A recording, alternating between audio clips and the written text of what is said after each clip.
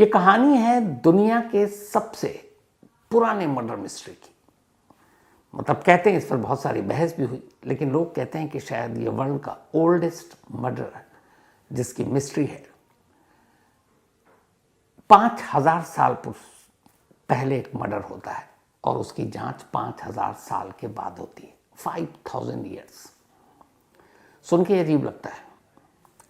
बात 1991 की है। 1991 में म्यूनिक में एक डिटेक्टिव चीफ इंस्पेक्टर थे, अलेक्जेंडर हॉर्न। अलेक्जेंडर हॉर्न ये इटली के, और इनकी एक अपनी पहचान थी, और वो ये कि एक बहुत अच्छे इन्वेस्टिगेटर, और इन्होंने बड़े बड़े मर्डर के केसेस सुलझाए।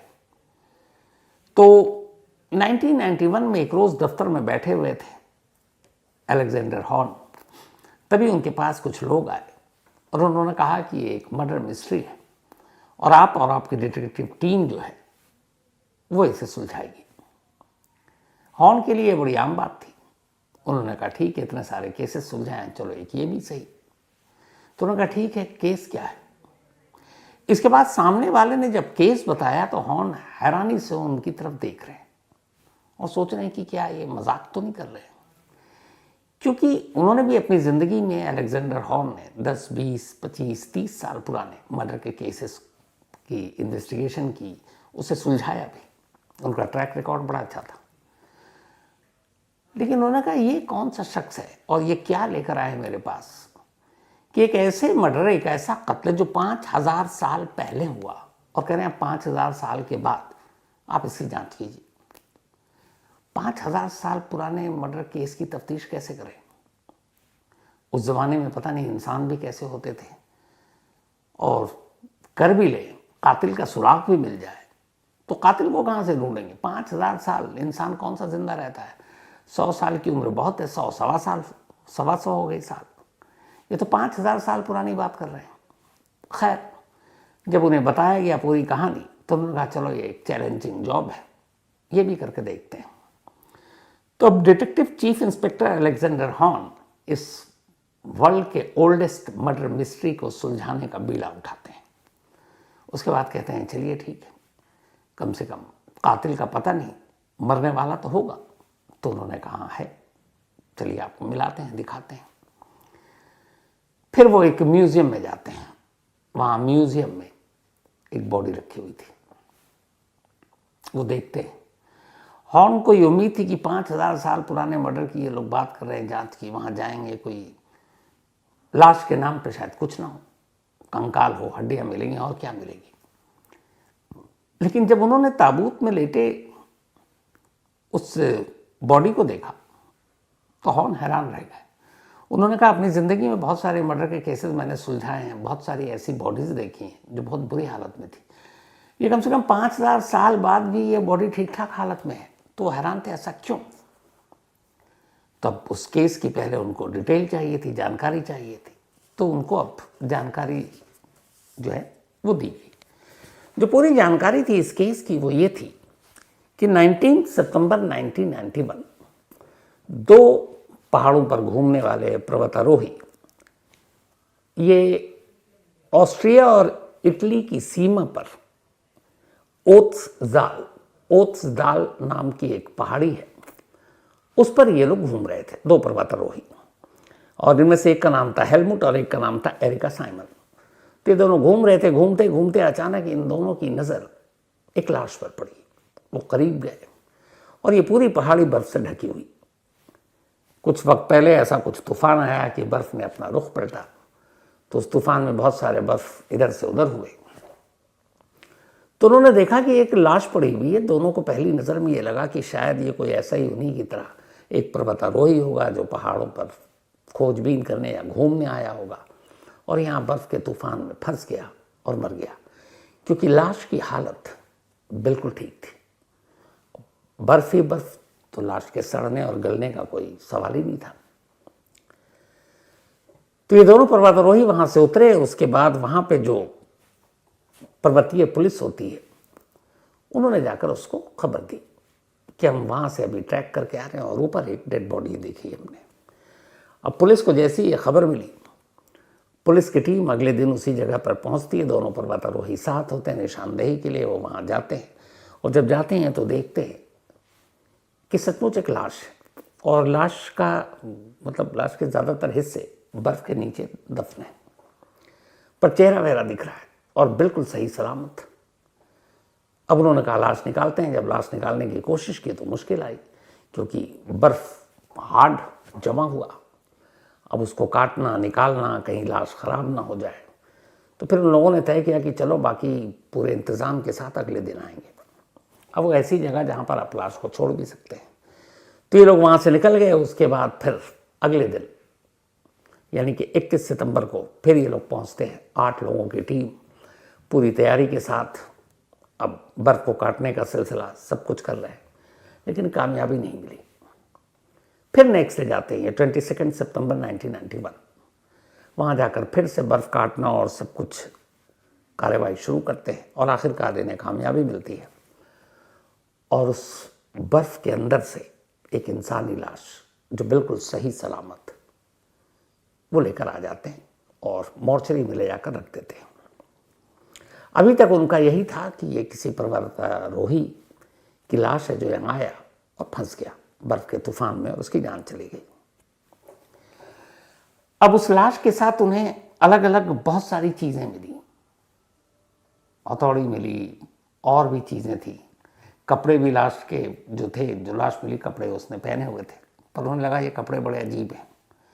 खैर वो सारी चीज़ें लेकर करीब 27 चीज़ें थी उस लाश के साथ, तो लेकर वहाँ पहुँच गया। उसके बाद लाश को रख दिया गया। लाश के साथ बहुत सारी और चीज़ें मिली, करीब 27 आइटम थे, छोटी बड़ी।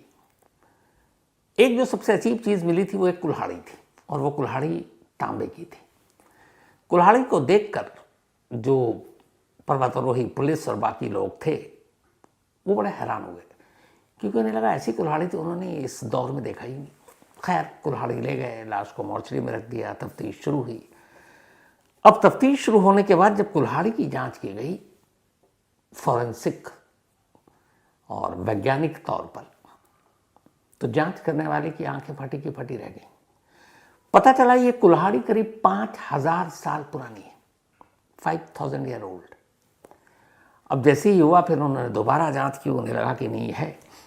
तो अब उसके बाद उस लाश की भी जांच करने का फैसला किया गया साइंटिफिक और फॉरेंसिक तौर पर। तो जब उस लाश की जांच की गई और उसकी जो रिपोर्ट आई उसने और चौंका दिया।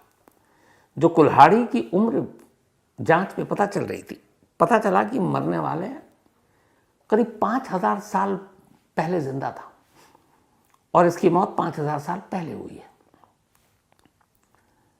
अब सारी तफ्तीश की गई, एक कार्बन 14 टेक्नोलॉजी का इस्तेमाल किया गया।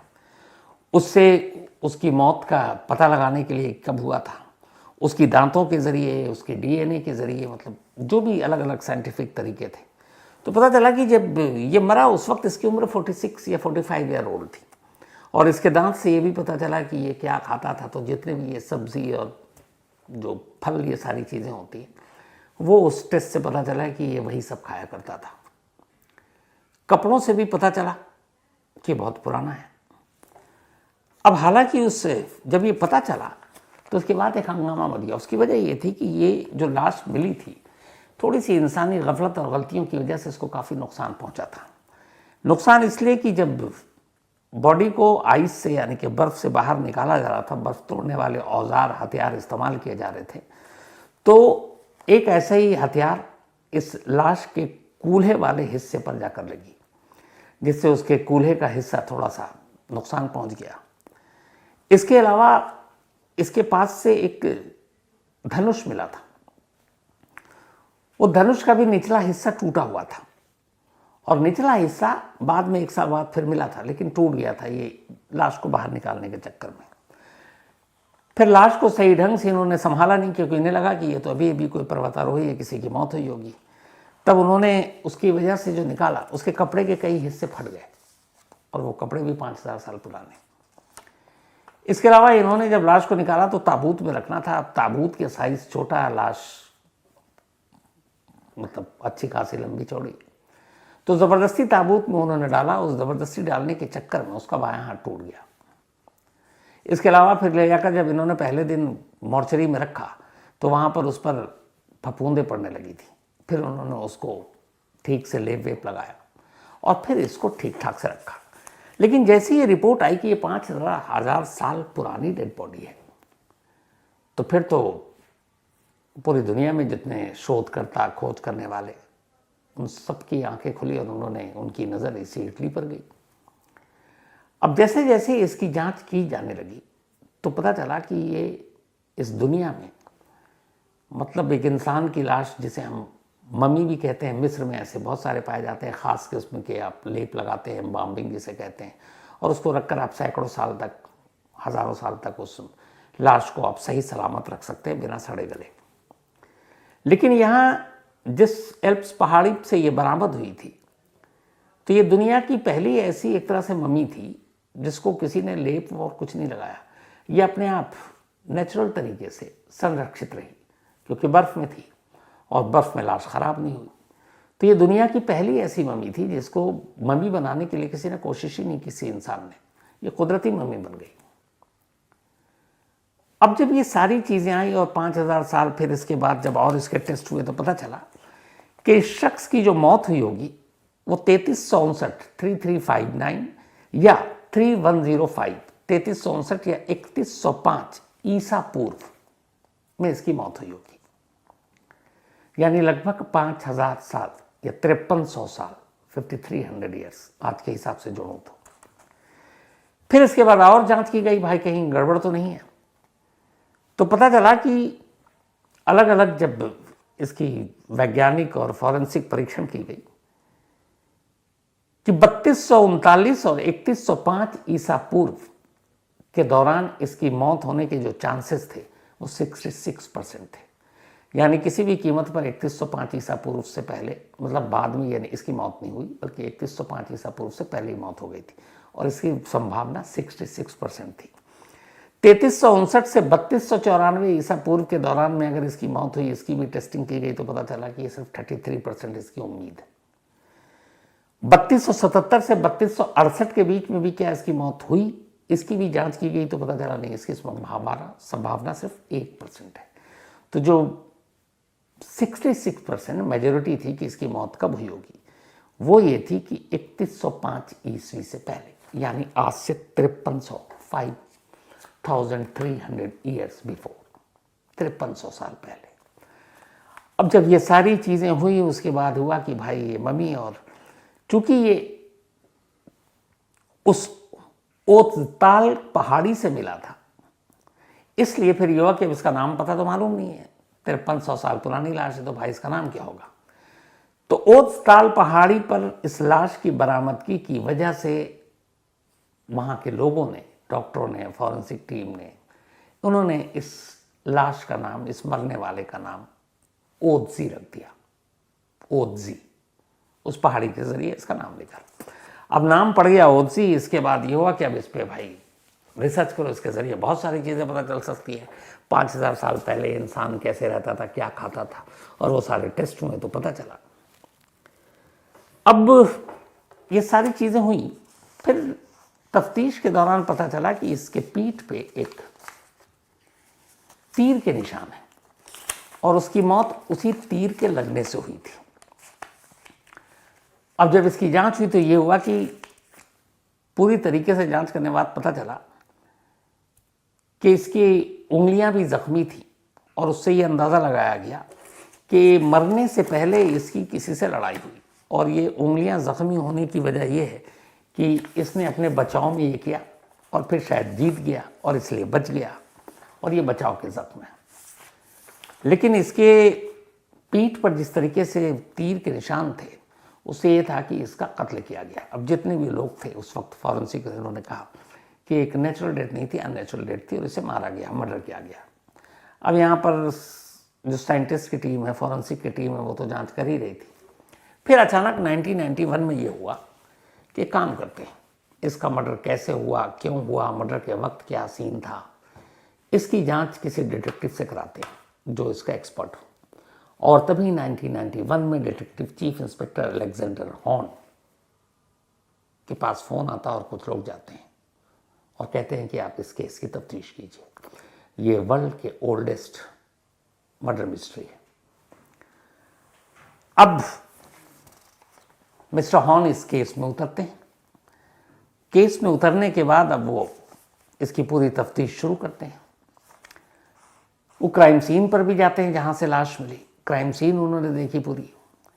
फिर उसके बाद उन्होंने उसके जख्म देखे जो पीठ पर मिले थे और वो किसी तीर के ही थे, तीर से मारा गया। अब उन्हें ये बताना था कि ये मर्डर कैसे हुआ होगा। 5000 साल पहले एक आदमी मर चुका है, मर्डर हो चुका है, अब डिटेक्टिव को बताना कैसे हुआ होगा। अब डिटेक्टिव हॉर्न और उनकी पूरी टीम, साथ में फॉरेंसिक टीम और ये लोग इस लाश की जांच करते हैं, क्राइम सीन की जांच करते हैं, जख्म की जांच करते हैं, उसके बॉडी के अलग अलग हिस्सों पे जो जख्म है उसकी जांच करते हैं। और इन सारी जांच के बाद वो कुछ नतीजे पर पहुंचते हैं। और नतीजा ये था कि ओजी को बाकायदा घात लगाकर मारा गया। मतलब ये अचानक हुआ हमला या अचानक कत्ल नहीं हुआ था, घात लगाकर मारा गया। दूसरी जो उन्होंने अपनी इसमें से फाइंडिंग्स निकाली, उसमें यह था कि जो भी कातिल था उसने ओजी को घेर लिया। घेरने के बाद काफ़ी दूरी से, लगभग 30 मीटर से 100 फीट की दूरी से उस पर तीर चलाया गया और ये नज़दीक आकर मर्डर नहीं किया गया था, यानी दूर से ही निशाना बनाया गया था। इंस्पेक्टर हॉर्न का यह भी कहना था कि जिस वक्त ओजी का मर्डर हुआ उस वक्त वो इस ग्लेशियर पर दोपहर का खाना खाकर शायद आराम कर रहा था और पेट भरा हुआ था, इसलिए उसे जल्दी नहीं थी वहाँ से जाने की, तो वो वहीं था। इसके अलावा करीब आधे घंटे पहले की बात है कि वो आराम कर रहा था। इस मर्डर की कोई दुश्मनी थी, ये लूटपाट के लिए नहीं किया गया। देखिए 5000 साल पहले की क्राइम सीन और बाकी चीज़ों को देखकर पुलिस वाले कैसे नतीजे तक पहुंचते हैं, उसकी एक वजह, सॉलिड रीज़न बताया। इंस्पेक्टर हॉर्न का कहना था कि ओजी के पास एक कीमती, उस दौर के हिसाब से, तांबे की कुल्हाड़ी थी और वो तांबे की कुल्हाड़ी के साथ और भी 25-27 चीज़ें वहीं पर थी लाश के साथ। यानी कातिल जो आया था वो चाहता अगर लूटपाट मकसद होता तो तांबे की कुल्हाड़ी अपने साथ ले जाता, लेकिन उसने तांबे की कुल्हाड़ी को छुआ नहीं, वो वहीं छोड़ कर गया। इसका मतलब है कि कातिल का मकसद लूटपाट था ही नहीं, उसका मकसद सिर्फ और सिर्फ मारना था और इसी मारने के लिए वो वहाँ आया था। इसके अलावा ये नफरत भी हो सकती है, जलन भी हो सकती है जो उनका कहना है, लेकिन इस सवाल का जवाब फिलहाल अब नहीं दिया जा सकता कि असली रीज़न क्या था, क्योंकि 5300 साल पहले जाकर किससे पूछेंगे कि मोटिव क्या था मर्डर का। हालांकि इनका कहना है इंस्पेक्टर का कि ये वो तफ्तीश है जिससे वो खुश नहीं है, क्योंकि उन्हें मालूम है कि वो सारी चीज़ें कर भी लेंगे तो भी कातिल पकड़ में तो आने से रहा।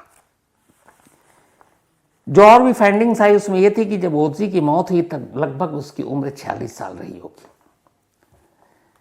उसके दांतों से जो सारी चीज़ें हुई, टेस्टिंग हुई जो फॉरेंसिक और साइंटिफिक, उसमें यह था कि इसने अपनी पूरी ज़िंदगी अनाज खाए थे जिसकी वजह से उसके दांत घिसे हुए थे।